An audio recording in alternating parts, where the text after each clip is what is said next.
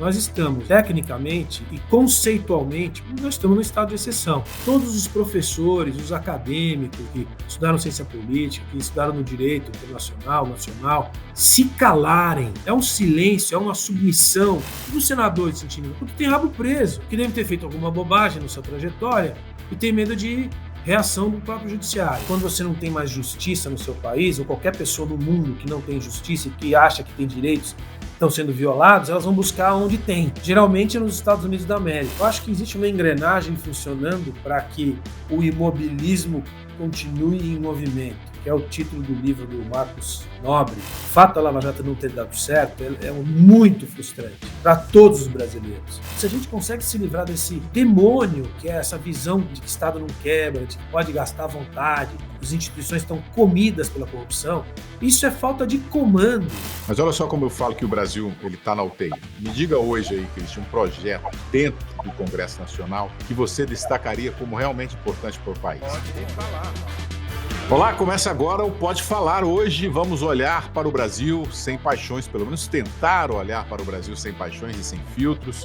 O país assiste a um dos momentos políticos mais tensos desde a redemocratização, condenações, prisões, fugas, disputas institucionais e uma polarização que sequestrou a capacidade de diálogo.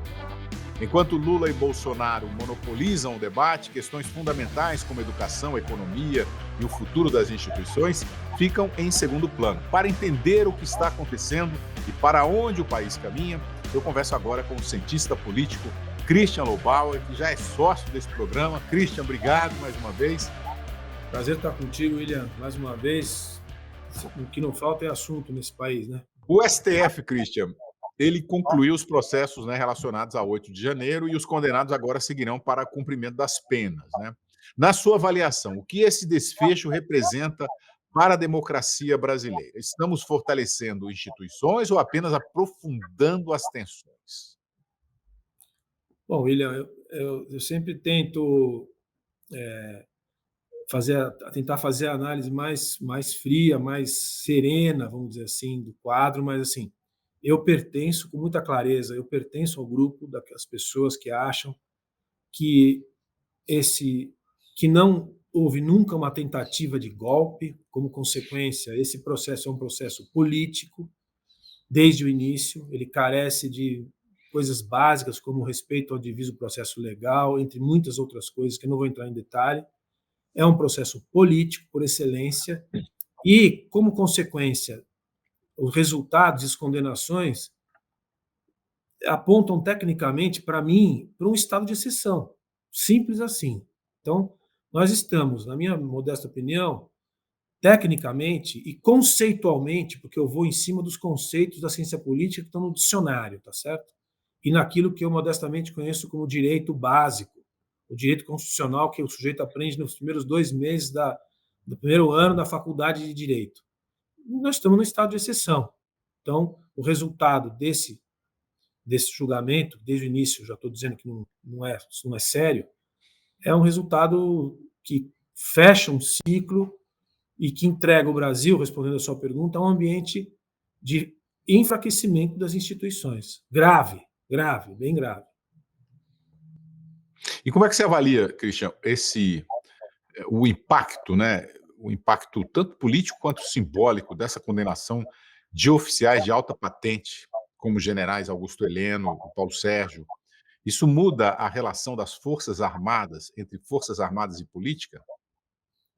Me impressiona muito como que as forças que estão, desde a Constituição de 88, se posicionaram de forma muito civilizada, constitucional,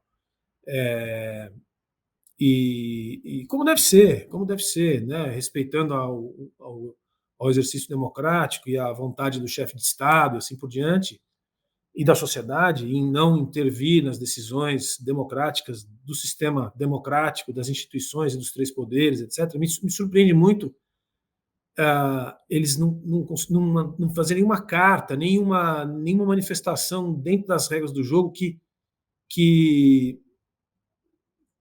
condene esse processo, entende?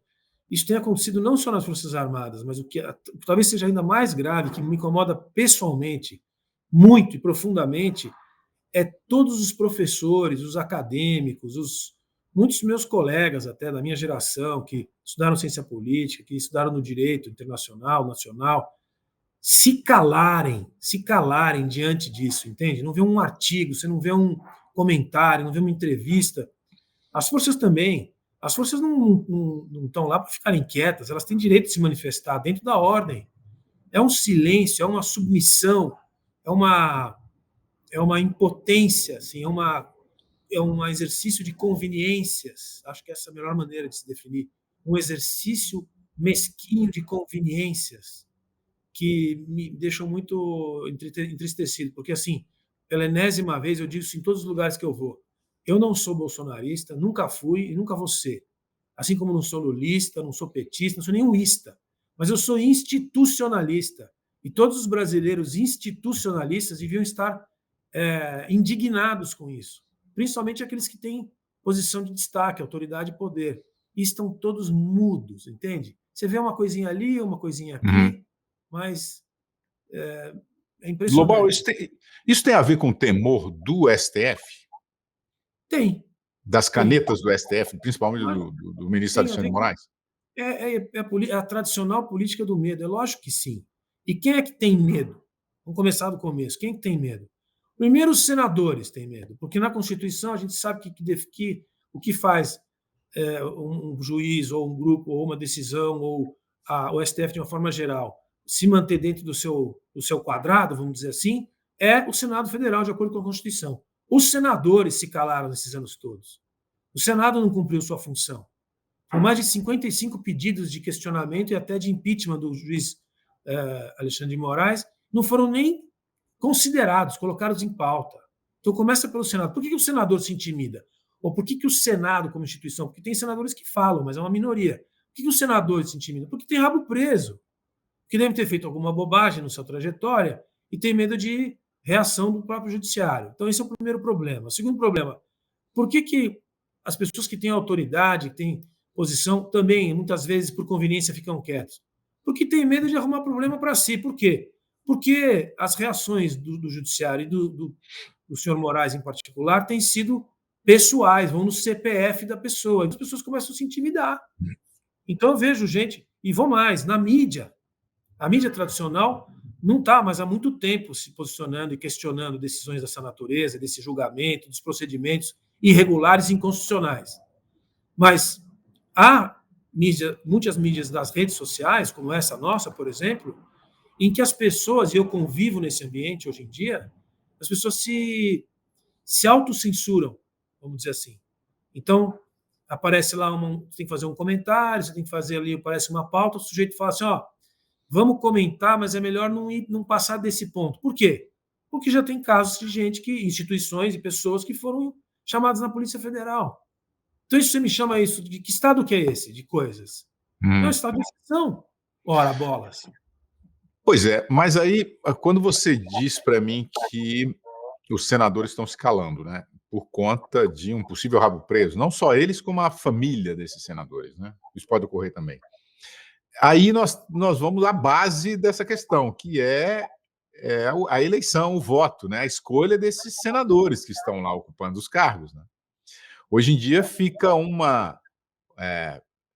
Eu vou chegar nessa questão aqui ainda. Vamos primeiro esclarecer todo esse ponto relativo às prisões, e eu já vou voltar nessa questão da qualidade da nossa democracia, da qualidade desses senhores que estão lá governando o nosso país, né? Tanto legislativo como executivo. Eu quero só abordar aqui, para finalizar essa questão das prisões. Tem um deputado, o deputado Alexandre Ramagem, ele foi condenado, deixou o Brasil, veio para cá, para os Estados Unidos, onde eu estou. Ele será, com certeza, cassado pelo parlamento, já há uma canetada do ministro Alexandre de Moraes, né? Há um risco, então, você acha que é um risco de gerar mais tensão diplomática entre os dois países, Estados Unidos e Brasil, ou isso aí já passou do ponto, do limite? É curioso, né? Vamos começar do começo. Assim, eu nunca fui a favor e nunca serei de que o nosso país, depois de passar tanto tempo pela democracia e constituir, fortalecer suas instituições, que ele fique dependente da ação de uma potência estrangeira para fazer com que as coisas aqui funcionem direito. Nunca gostei disso, nunca dependi disso. Mas o que aconteceu é que quando você não tem mais justiça no seu país, ou qualquer pessoa no mundo que não tem justiça e que acha que tem direitos que estão sendo violados, elas vão buscar onde tem. Geralmente é nos Estados Unidos da América, não é uma coincidência isso, provavelmente tem alguma razão institucional nos Estados Unidos que faz as pessoas buscarem a justiça lá. E o que está acontecendo aqui, de alguma maneira, também é isso. Aquela bandeira americana, Alexandre de Moraes, não foram nem considerados, colocados em pauta. Então começa pelo Senado. Por que o senador se intimida? Ou por que o Senado, como instituição? Porque tem senadores que falam, mas é uma minoria. Por que o senador se intimida? Porque tem rabo preso. Porque deve ter feito alguma bobagem na sua trajetória e tem medo de reação do próprio judiciário. Então esse é o primeiro problema. O segundo problema, por que as pessoas que têm autoridade, que têm posição, também, muitas vezes, por conveniência, ficam quietos? Porque tem medo de arrumar problema para si. Por quê? Porque as reações do judiciário e do senhor Moraes, em particular, têm sido pessoais, vão no CPF da pessoa. As pessoas começam a se intimidar. Então eu vejo gente, e vou mais, na mídia. A mídia tradicional não está, mas há muito tempo, se posicionando e questionando decisões dessa natureza, desse julgamento, dos procedimentos irregulares e inconstitucionais. Mas meio que ignoram, até agem com um certo desdém. A lei Magnitsky pode ser aprofundada, mas o que você percebe no governo Trump, e principalmente no Marco Rubio e no seu subsecretário Landau, são afirmações muito fortes, aliás, a embaixada americana também, afirmações públicas muito fortes, mas num compasso meio de aguardo. Assim. Eu acho que aquele primeiro momento de pressão passou e não acho que vem uma pressão muito maior do que a gente já teve, entende? Como se o presidente Trump tivesse mais o que fazer, e tem mesmo, Entendi. E outras agendas, e segundo também, porque ele acho que ele é um sujeito que gosta de ficar glorioso, né? Não gosta de ficar do lado que vai perder. E o lado do presidente Bolsonaro, gostem ou não gostem, é o lado que, pelo jeito, perdeu. Então, o filho dele está aí nos Estados Unidos, o deputado Eduardo Bolsonaro, e, pelo jeito, não volta mais. O Ramagem acabou de ir, e, pelo jeito, vai ficar um bom tempo. E outras figuras, ex-assessores e jornalistas, também estão aí e não voltam. Então, até pessoal do judiciário também, tem gente do judiciário que foi e não volta. Por quê? Porque é uma situação de exceção. Então, eu acho que os americanos não vão além do que já foram. Eles fazem um movimento ali, um movimento aqui, vão esperar o processo eleitoral. Agora vamos lá, vamos entrar na questão da política brasileira. O Brasil, pelo menos é o meu entendimento, parece que está preso, Christian, numa disputa permanente nessa nova era Lula e Bolsonaro. Né? Dois presidentes condenados, cada um à sua maneira, né? Porque a sociedade... eu fico prestando atenção nisso e me perguntando, porque a sociedade ela continua girando em torno desses polos aí. Perdemos a capacidade de enxergar alternativas? Não perdemos, assim. Eu acho que eu tenho visto muita gente, cada vez mais, a partir de agora, que começou, né, o processo pré-eleitoral, né, nós já estamos há menos de 350 dias, né, das eleições, então começou um processo de debate, de questionamento, de alinhamentos, etc. E o que o Brasil tem, que outros países já perderam, é que a indignação ainda não morreu. Né? O Brasil está vivo, tem gente inteligente, tem gente apta a contribuir para o fortalecimento das instituições, mas a gente, vamos dizer assim, a gente está ferido. Nós estamos feridos, mas não estamos mortos. Vai? E não estamos feridos de morte. Eu acho que a gente está ferido e gravemente ferido. Então, eu acho que esse ciclo Lula-Bolsonaro está terminando por duas razões óbvias. Primeiro, que o Bolsonaro foi colocado fora do jogo, de forma irregular, mas não importa. Nós temos que lidar com a realidade.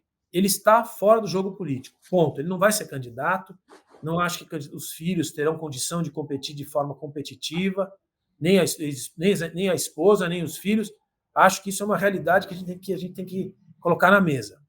O lado do presidente Lula também, ele tem mais uma chance de ser presidente, mas não tem duas. Já está no fim do ciclo e vai lutar até a última energia que tiver para conseguir uma vitória apertada, certo? Então é isso que a gente tem.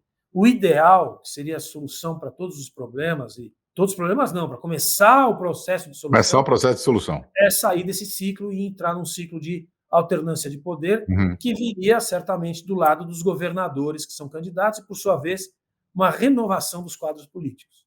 Pois é, existe algum nome real, assim, capaz de quebrar essa lógica e criar um novo eixo político?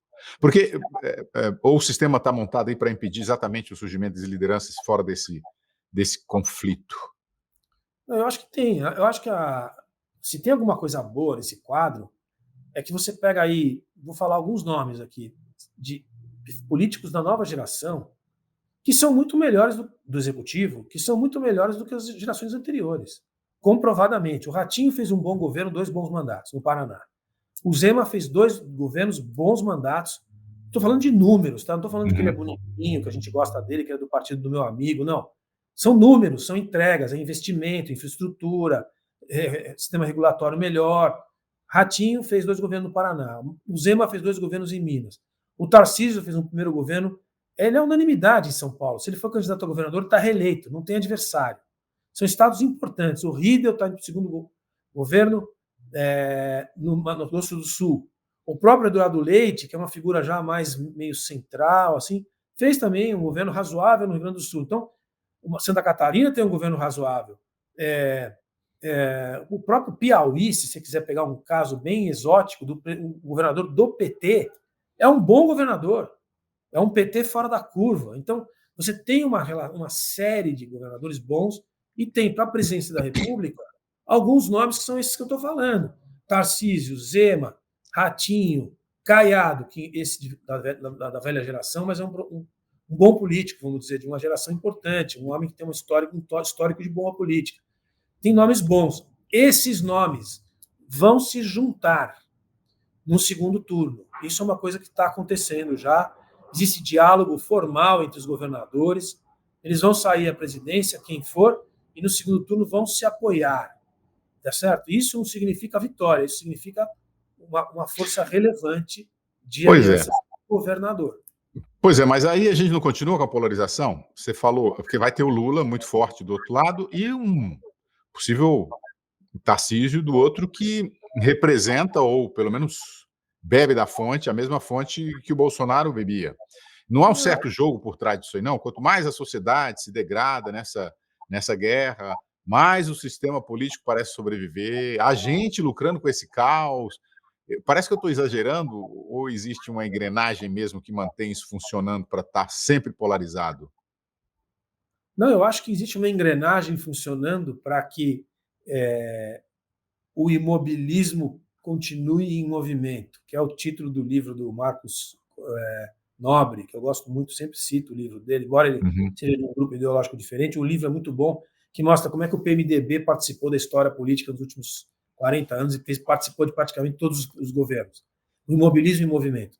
Na verdade, existe o centrão, é o centrão que manda no Brasil. Hoje são 6 partidos gigantes, ou grandes, cujas bandeiras ideológicas não têm não tem sentido, não tem bandeira ideológica. E é eles que definem como o jogo político vai funcionar. E é desse centrão que vai surgir o eventual apoio ao grupo que não é o PT e virar o jogo, que seria alguns desses governadores, o que nos distancia do bolsonarismo, você me entende? É uma grande aliança de centro, apoiando fisiologicamente, inclusive, um outro grupo que não é mais o PT. No fundo, seria um primeiro passo para tirar o PT e essa esquerda iluminada aí do jogo. O que não significa que é uma solução definitiva, longe disso. É o reinício de um processo de centro-direita, ainda que uma direita muito difusa, fisiológica, pouco reformista, para dar o primeiro passo. E aí vem um governo, William, que tem que pegar a bomba fiscal, que estará no colo de quem for em janeiro de 27, porque isso é matemática, não é opinião, não é ideologia, matemática. O Brasil não aguenta mais 13 meses, ele aguenta mais 10 meses de embromation. Depois ele vai ter que lidar com conta, porque senão não consegue pagar o funcionário. Vai explodir na conta do próximo. Então, seja quem for, no caso do PT, se a gente conhece bem, vai ser com inflação.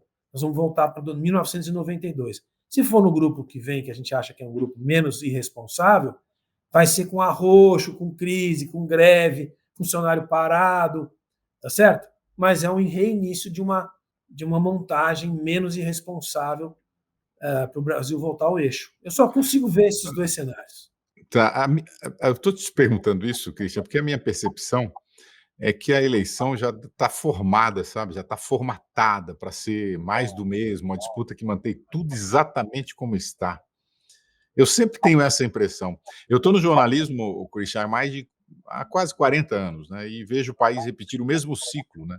O povo, o povo espera que os corruptos, né? Porque tem muitos, que os corruptos, esse centrão que você disse aí, se você colocar os nomes na mesa, aí você vai ver que são corruptos, que revelam, esses corruptos resolvam os problemas que eles próprios criaram, né? Tivemos inúmeros rouba mais faz no mundo todo, no país aí. O que realmente mudou, então? Onde é que está esse nó, Christian, estrutural que impede o Brasil de avançar, hein?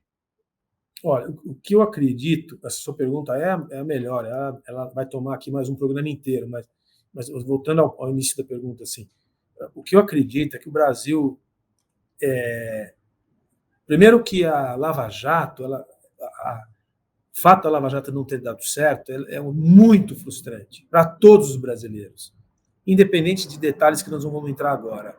Era um momento realmente de dar um salto de qualidade. A gente perdeu, a gente voltou para trás, deu 5 casinhas para trás. E isso é muito frustrante, inclusive para quem já viveu tanto tempo, já está chegando nos 60, como é o nosso caso aqui, e se passa 40 anos vendo uma coisa que vai e volta, você fala, realmente é deprimente. Mas o que eu tenho convicção é o seguinte: o Brasil, como ele tem as regras do jogo são muito concentradas na mão do comandante. A nossa Constituição centraliza muito o poder na mão do presidente e do grupo do presidente. Então, se a gente virar em 26, o grupo do presidente, se não for o PT, vai ser um grupo que consegue manejar o centrão de uma maneira menos nociva ao país. Veja o que aconteceu no governo Bolsonaro. Por pior que ele tenha sido e ainda tenha passado por pandemia, ele teve que se render ao centrão no seu segundo ano de governo, e o governo, se a gente olhar nos números, não foi tão ruim assim.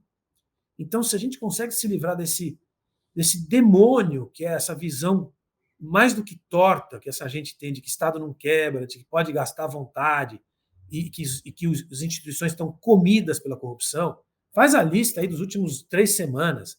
Correios, INSS, Banco Master, COP30. Isso é falta de comando. Quando o presidente e o seu grupinho de comando estão completamente desvinculados da realidade, vira uma baderna. Então é isso que a gente consegue desfazer. Mais do que isso é pedir demais. Tenho certeza que fosse outro comando, não teria Banco Master, não teria INSS. Alguém vai dizer, mas o escândalo do INSS começou muito antes do presidente Lula, que é o que eles dizem. Pois é, mas foi no governo Lula que ele multiplicou por 6. O escândalo, os desvios de recurso para contribuições irregulares, multiplicou-se por 6 em 2023. É isso que a gente tem. Você quer o que tinha antes, quer o que tem agora. Essas são as escolhas que a gente tem que ter. Mas olha só como eu falo que o Brasil está na UTI. Me diga hoje aí, Cristian, um projeto dentro do Congresso Nacional que você destacaria como realmente importante para o país. Algo que melhora a economia, melhora a vida da população, ou então modernize o Estado. Fala alguma aí. Eu te falo o seguinte, o Brasil não tem projeto de país. O último Não tem, né? Pois é. projeto de país que eu conheço, na academia aqui, de verdade, que foi estudado, apresentado e, de alguma maneira, implementado, foi o segundo PND do governo Geisel. Depois a gente não teve projeto de país. A gente teve programa de governo, Avança Brasil, do Fernando Henrique, teve outro lá, um monte de coisa, mas projeto mesmo, para mudar a estrutura do país, a gente teve lá atrás, há quase 50 anos. E por que essa agenda desapareceu da política brasileira? Não, então, o que a gente tem é uma Constituição de 88, que em tese seria a base de um projeto nacional, e que veio toda torta e atrapalha a nossa vida de forma cotidiana. E a gente teria que reformar a carta, coisa que é muito difícil de fazer. Então, o que a gente tem, respondendo a sua pergunta anterior? A gente tem vários projetos de reforma que vão e voltam. Pegue, por exemplo, a reforma trabalhista do Temer. É um projeto fundamental, que andou, dos 100, que seria ideal de folha, ele andou 40, mas já andou um pedaço. O que aconteceu no governo atual? Voltou para trás. Vou te dar um número que eu vi esses dias. Quando veio a reforma trabalhista, caiu em mais de 50% os processos trabalhistas da indústria de processos trabalhistas que tem no Brasil, porque é uma indústria para arrancar dinheiro das empresas, porque o sujeito que entrava com o processo passou a ser responsável para pagar o advogado no caso da derrota do processo. Então, quando vinha um ônus para o sujeito que entrava com o processo, todo mundo, 2 milhões de processos saíram, deixaram de existir. Nesse governo, tirou-se a necessária contribuição daquele que tem um termo que me fugiu agora, aquele que não pode pagar, se perder, ele não é obrigado a pagar o advogado. O que aconteceu com o número de processos? Voltou a 4 milhões e meio. Então, são coisas desse tipo que fazem uma enorme diferença. A gente teve tributária, a gente teve trabalhista, a gente teve previdenciária, mas é sempre meia boca. E depende do comando. O comando é que vai construir no Congresso a possibilidade de fazer mais do que meia boca. Porque mais do que isso, William, é querer demais. Querer um plano implementado, um plano de país implementado, não vamos ter. O que a gente vai ter, se tiver um pouco de sucesso, são reformas estruturais. Uma parte relevante. Pega o marco do saneamento. Pelo amor de Deus. O marco do saneamento demorou 20 anos para ser votado, foi votado e aprovado. Quando ele foi votado, teve um recuo. Mas veja bem, as empresas estatais estão ficando numa situação muito... nós temos que rever algumas regras para a atuação das empresas de Estado que fazem saneamento. Voltou para trás. O investidor voltou, ele ficou inseguro. Ele fala, me interessa investir, é um negócio grande de reforma estrutural do país, vai ter efeito na saúde, na educação, nos transportes. Aí vem as corporações, que esse governo é o maior defensor, o grande defensor das corporações mais bizarras que você puder conhecer, e impede. Então, plano de país não tem, mas tem reformas no Congresso ali na pauta que já andaram e voltaram para trás, tem que andar para frente. Essa que é a diferença. Entendi. Quem está nos assistindo, nós dois estamos falando de Brasil e a gente não consegue trazer uma ideia ou uma proposta de solução. É claro, nós dois somos, eu sou jornalista e você é um cientista político. Mas quem está nos assistindo, por exemplo, acaba ficando mais pessimista ainda com o Brasil, né? Esse Brasil, a frase que eu sempre vejo é: esse Brasil não tem jeito. Tá, vamos esquecer essa frase. Esse Brasil tem alguma possibilidade ainda de recuperar pelo menos um debate político sério, de seguir em frente? Como é que se faz isso? Não passa prioritariamente pela educação, uma educação que os políticos também não querem dar para o povo brasileiro? Não seria isso? Aí nós estamos num ciclo que ele nunca se resolve? Eu vou fazer um comentário sobre educação, mas eu vou começar respondendo o seguinte. Tem solução? Tem.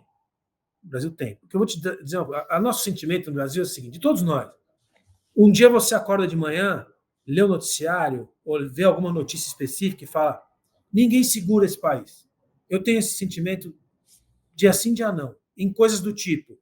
Sabe quantas usinas de etanol de milho estão sendo construídas no Brasil? 40. Sabe o que é fazer uma usina de etanol? Não é uma fabriquinha de pão. É um negócio que tem indústria, tem equipamento, tem automação industrial, tem tecnologia, tem serviços, é um negócio, e não é uma, duas, são 40. Você fala, tem alguma coisa acontecendo aí, que é de desenvolvimento, de inteligência, que é produção de energia, que é energia limpa, que é vinculada ao agronegócio. Então, assim, são coisas bem grandes que estão aí. E você encontra coisas desse tipo, você vai lendo o que estão acontecendo e fala, sei lá, outro dia eu li que tem 200 mil hectares de gergelim, produzindo gergelim no Brasil, exportando para a Índia. Não tinha 5 anos atrás. Então, umas coisas assim que você fala, não é possível. E tem várias. Aí, ao mesmo tempo, você vê o noticiário, que a gente está falando aqui, e fala, não tem nenhuma chance de dar certo. Está planejado, está programado para dar errado. Então, essa ciclotimia que cansa a gente. Porque não é um país pequeno, é um país grande. Muito grande. O mundo inteiro está olhando para o Brasil. Então, essa ciclotimia é ruim, ela faz mal, ela frustra a gente. Eu acho que tem solução ainda. Nós estamos num momento do tal do point of no return, que o pessoal estava falando na COP aí. Não se aplica a COP, se aplica ao Brasil. Nós estamos no point of no return no ano que vem. Porque se a gente errar a mão, a gente vai realmente partir para um processo de empobrecimento. A gente vai continuar tendo coisas interessantes destaques em algumas áreas, mas é um processo de empobrecimento lento e longo. Não é Venezuela, não é golpe, nada disso. É incompetência mesmo, incapacidade. Por quê? Porque tem uma questão demográfica aí, chegando, muito forte, no mundo inteiro, no Brasil em particular, ou seja, não tem gente. Os frigoríficos, já te falei isso uma vez, os frigoríficos de frango, que eu conheço bem, exportando como nunca, abrindo mercados como nunca, proteína animal pagando alto, tendo bem. 25 mil vagas de trabalho abertas, não tem gente. Não tem gente. Estão indo buscar lá fora, em outros países, imagina. No Brasil, então está acontecendo já aqui. Mas a gente vai cobrir a previdência desse país com esse déficit de pessoas. E aí vem o ponto que você levantou, além da qualidade da formação dos quadros, quer dizer, a gente tem muito pouca gente sendo alfabetizada no ritmo necessário. Eu estava vendo o dado ontem, de 18% a 25%, depende da fonte, das crianças de 7 a 9 anos que deveriam estar alfabetizadas, saber ler e escrever, elas chegam aos 9, 10 anos de 18% a 25% sem saber ler e escrever. Porra! Então, assim, os nossos índices de PISA e de PILS, que é Literacy, Matemática e Português, desde o ano 2002 até hoje, estão sempre entre 60 e 65 do mundo. Então, assim, tem alguma coisa muito errada acontecendo. Mas tem excelência, por incrível que pareça. Tem uma elite aí que consegue falar inglês, que consegue aprender inteligência artificial, que consegue ir para multinacionais e ter destaque internacional. Então, tem que colocar as coisas na proporção. E eu acho que ainda tem. É cada vez mais difícil você olhar para o mundo. E tem mais um fator. O mundo também não está tão bom assim como já teve. Você vai olhar para o mundo, mas, bom, a Europa, te dou vários dados aqui, se você quiser, da Europa, que é a Rússia, você quer ir para a Rússia? Quer ir para a China, morar lá? Quer morar no Japão? Vai ver um documentário que saiu agora que chama Birth Gap, que mostra muito sobre o Japão. Então, assim, para onde você quer ir? Para algum lugar para a África, você está interessado em ir? Da América Latina? Talvez El Salvador agora seja interessante de ir. Mas os Estados Unidos ainda são o lugar para você ir, o Canadá, a Austrália. Mas não é assim também. Que lugar dos Estados Unidos está bom para ir? Apesar da economia aqui tá pedindo socorro, né? Os preços, uma inflação que ninguém viu. Então, o custo de vida aumentou muito. O prefeito de Nova York, eu quero ver o que ele vai fazer agora. Pois é. Christian, muito obrigado. Nosso tempo esgotou. A gente podia ficar horas aqui falando, mas infelizmente nós temos 30 minutos.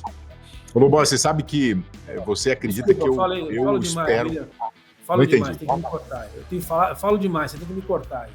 Não precisa. Que isso, você falou só coisas que a gente precisa refletir sobre.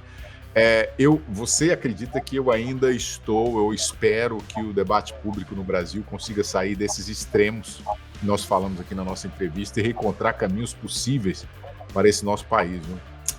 Mas vamos lá. Muito obrigado, Christian. Pode falar.